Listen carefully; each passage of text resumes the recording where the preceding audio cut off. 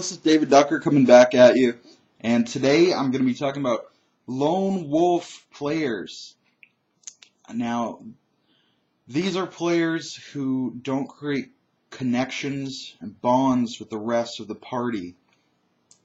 They have a bad tendency to split the party because they'll have their own objectives they don't tell the rest of the party about, and certainly don't invite them along for the ride.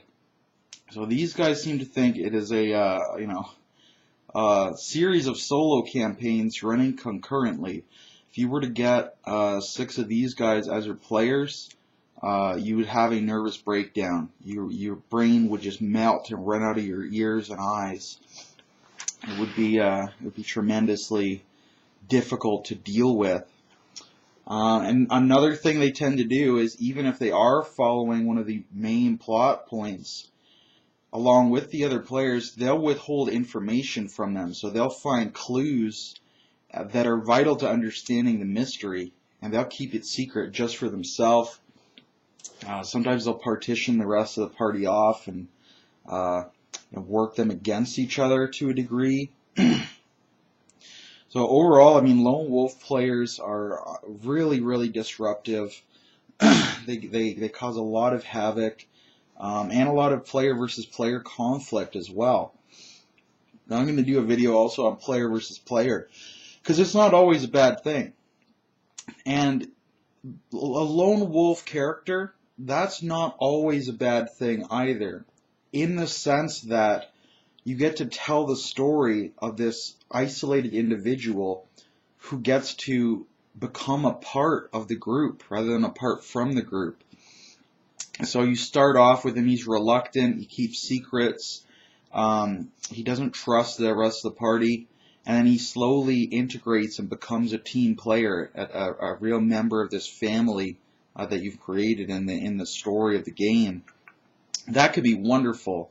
So a lone wolf character is not always bad if you're doing him for story reasons. If you're just doing them because you want to be the central character, or because you want to be brooding loner for the whole game, if that's cool to you, you pick the wrong game.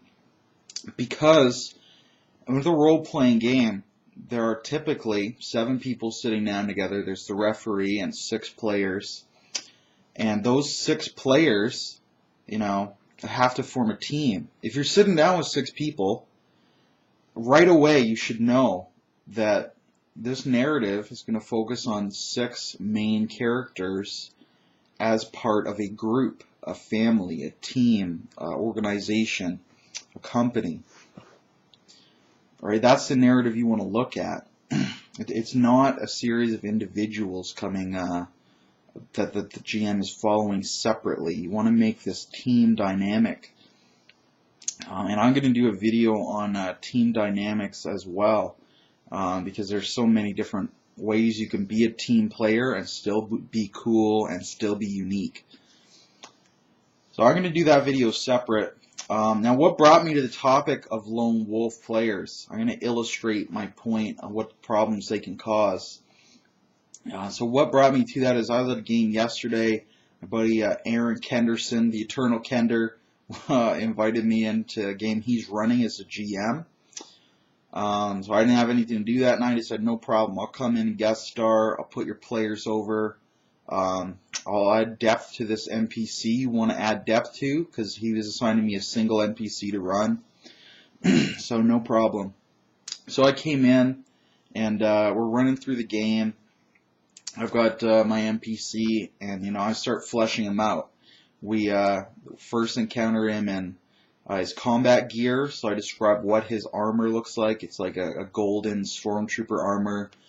He's also got a high-tech scimitar, which I find a little silly, but for the setting, it fits just fine.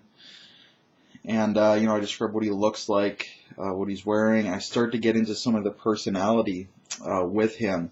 So I use him to kind of help the players decide who's going to be the captain of the ship, because the previous captain, Josh Powers Pullman's character, had been sucked into the hyperspace So it was kind of, looks like it was coming down to Tyson or Mike's character as the new captain. So my character kind of came in and stood between them and was like, oh yes, Lord Commander, I can have all of my troops ready to move at a moment's notice. What is your order?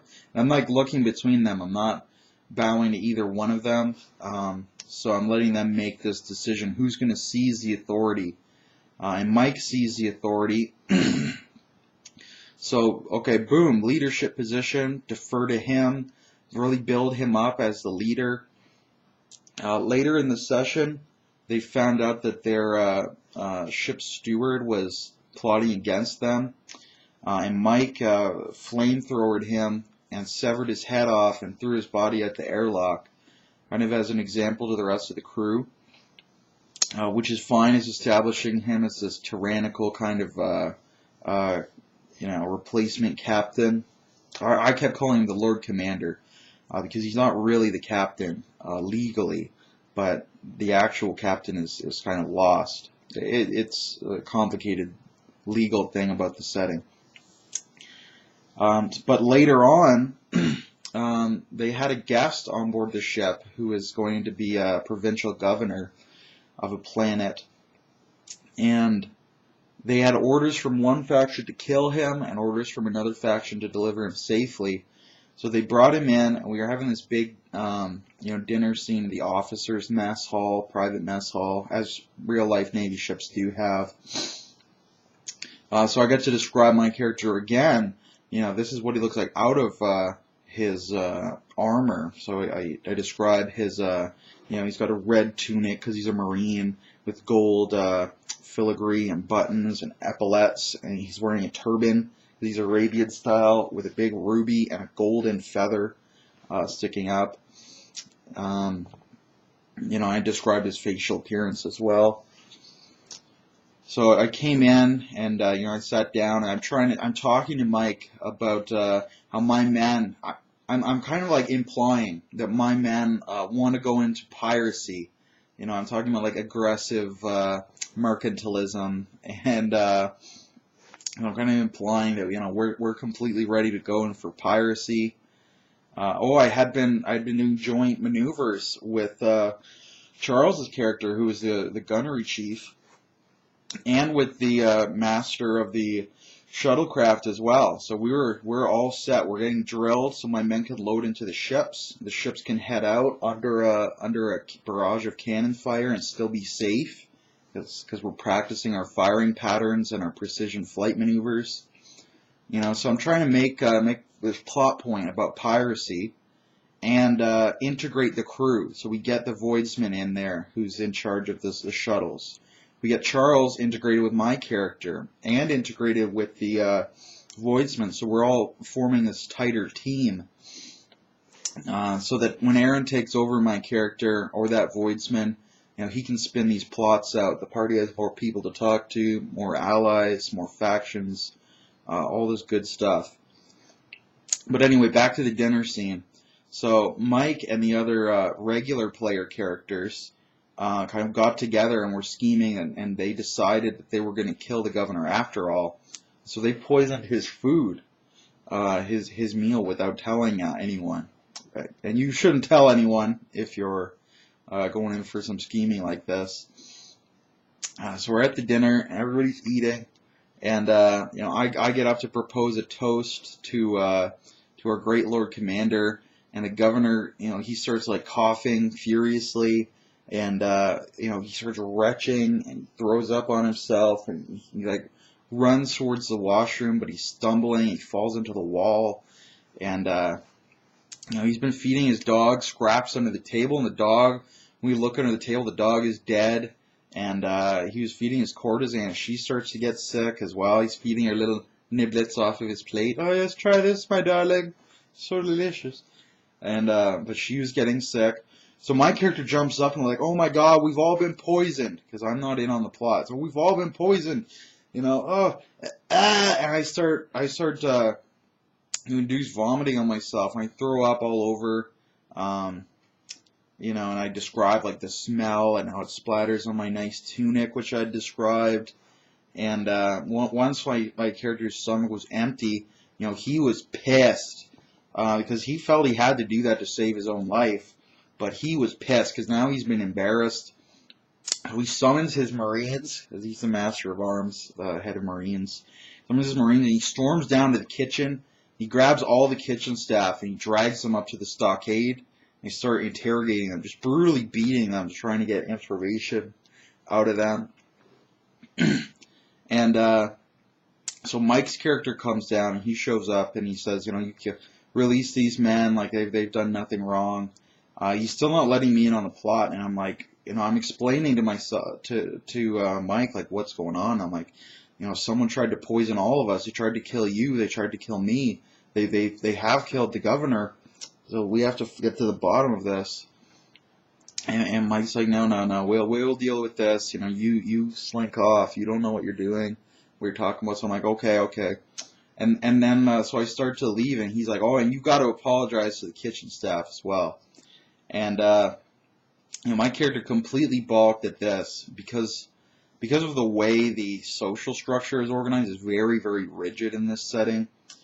So having your leader of your Space Marines apologize to the kitchen staff, that's kind of like, it's kind of like feudalism in space. It's more like if a knight would apologize to a scullery maid in like Game of Thrones, or Game of Thrones is probably the best example. They're very rigidly stratified. So my character's like, I'm not apologizing to them. First of all, they're scum, and second of all, if I apologize to them, I'm going to lose all my credibility with my men. They're going to lose all respect for me, and then I'll have to deal with rebellion and trying to put down mutinies. No one will follow my commands. I mean, my whole job is to command them. So, if you take away my ability to command them, I'm useless to you. So, that's ridiculous. And, and I actually said, like, you might as well just kill me.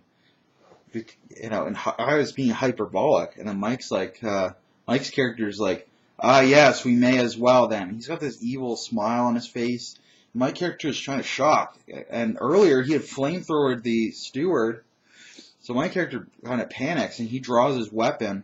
And all the Marines who are with me, who've been beating the shit out of these scullery maids, they also draw. So we all roll initiative. The Marines toast Mike very badly. They just toasted his character, but he did manage to stumble away and escape. And he starts summoning his troops, and I start summoning my troops. And, I've established all these friendly relationships because I'm not going lone wolf style. I've got my Marines. I've described the loyalty to them. I've named all my sergeants, so they're NPCs, individual from myself. I'm on good terms with Charles, the Voidsman. All these characters, all these connections. I'm part of a team. So individually, I'm just wearing my tunic. I'm powerless. All I have is shitty blaster pistol. But because of my allies and connections, I'm incredibly dangerous. Meanwhile, Mike, he's like the opposite. He's alienated everyone, all the NPCs, by being tyrannical and toasting them. And he hasn't even built those bonds of friendship with the other PCs. So Tyson, Tyson's character, Raven's character, are not really, I couldn't see them coming to his aid, especially since, Charles' character and the Voidsman NPC were on my side. So just in this course of one session, I forged more allies than he did, and him, by going lone wolf style, alienated NPCs by not building allies, and then he alienated the PCs. At least for this one session, I was a PC. I didn't mind if he toasted my character, but I was just trying to do what I thought my character would do. And I gave him the benefit of the doubt, and I said, okay, he's just doing what his character would do, and this does line up with his character's actions, so that's cool. I didn't mind doing the job. I was like, okay, I'm an NPC anyway. I'm wearing a tunic. I'll get toasted. Maybe the Marines will join in then. And this will be the story of how he became a tyrannical ruler, rather than the story of getting these NPCs into the storyline as named characters. Although that could still happen off the aftermath of this. But so Aaron kind of ended the session there, and the reason he did is because he looked over and Mike is like red in the face. He's fuming. He's furious. You know, and I'm just like, Mike, what's the deal, brother? Like, you look kind of upset, man. And he's just like stewing there, and I'm telling him, like, well, I did what my character would do. You know, I reacted poorly to being poisoned, tried to find the bottom of it, and then refused to give up my authority because that, you know, like, he's a commander. That's his whole job. And you, meanwhile, kept secret plots and used intimidation and to try and get me out of there. But then you tried to humiliate my character, which is all great. It's in character for your character, so it shows all this personality. It's just that against my character, he's not going to front to that. And then you kind of, you know, I mean, we kind of jointly escalated to violence. And all that's cool. I don't mind if my character dies. Even if it were a PC, I wouldn't care if he dies. Because it's for the benefit of the story, and you can always make another character. But Mike was really pissed, as if, I don't know what he wanted me to do. I don't know what his planned outcome was. But what I do know is he was running lone wolf style, and he was one man against a team. You know, and he's had 5 sessions, to my knowledge, in Aaron's game to build this team around him, and he just hasn't. So that's what kind of got me thinking about the lone wolf player, because Mike has played a lone wolf in one of my campaigns as well, and I'm like, it's really to the detriment of the rest of the party, and ultimately it can be to the detriment of your character. If you're a lone wolf, you have no help. You know, you have no one to call. You know, who you gonna call? No one, because they don't care about you, because you don't care about them. So, you know, if you get in a scrape you can't get out of, if you fail at being Billy Badass even once, you're dead. So, those are my thoughts on lone wolf characters. There's a great example of how in one session, if you play a team, you can get so much more powerful and useful to the group and interject so much more interest and action than if you're just an individual, a lone wolf. Then all you've got is all your eggs in one basket. And if that basket drops, you're in trouble. So I'm going to sign off now. Leave in the comments, though, any stories about lone wolf characters you've seen or that you've played, how you've done them, how you've dealt with them. I'd love to hear about that, and I'm going to discuss how to deal with them a little in my team dynamics video. So look out for that as well. And have a good day. You too.